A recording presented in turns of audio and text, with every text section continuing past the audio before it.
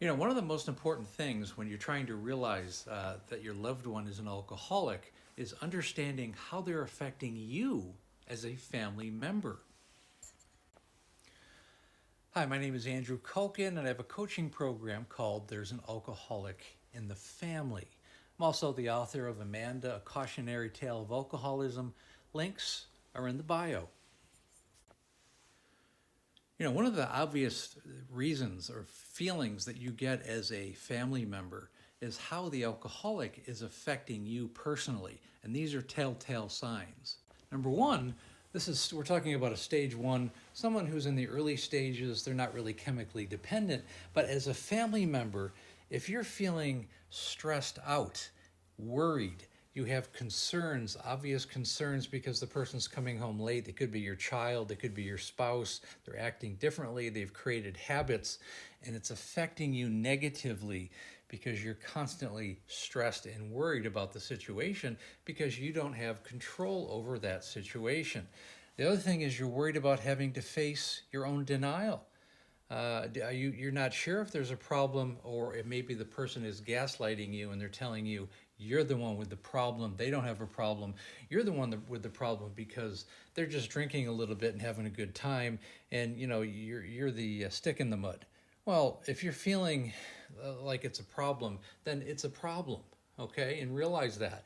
You're not the one with the problem, they are, and you need to confront that and figure out what to do with that. Now, if it's a spouse, that's one situation. If it's a child, it's an entirely different dichotomy, so we'll get into that later. But are you experiencing, the emotions of animosity? Is the alcoholic or the budding alcoholic, are they doing activities and then never answering for them? They ran their house into the car, they ran their car into the house rather, and the next day they don't even mention it. They get in an accident, they get a DUI, they get in a fight, and they never mention it. Or they come home drunk, they throw up, they knock things over in the house, and the next day you have to clean it up, and there's no mention of it. So that creates a lot of animosity. Obviously anger and fear, because you fear that your loved one is losing themselves, and your anger, you have your own anger issues with what's going on. These are all very real emotions. And if you're feeling any of these emotions, it's time to step in. It's time to realize and have the conversation with your loved one before they become chemically dependent in the later stages. The last thing I want to really touch on here, are you an enabler? Are you giving, if it's a son or daughter, are you giving them money? Are you allowing them to stay in your house? Are you providing for them in a number of ways? Are you paying their lawyer costs if they get into DUI? Are you paying their tickets? Are you paying for their college? Are you paying for them to get out of trouble? These aren't necessarily helping them. They're not taking ownership. You're not allowing them to take ownership in their own life. And the last thing I want to just touch base on here real quick. Are you codependent?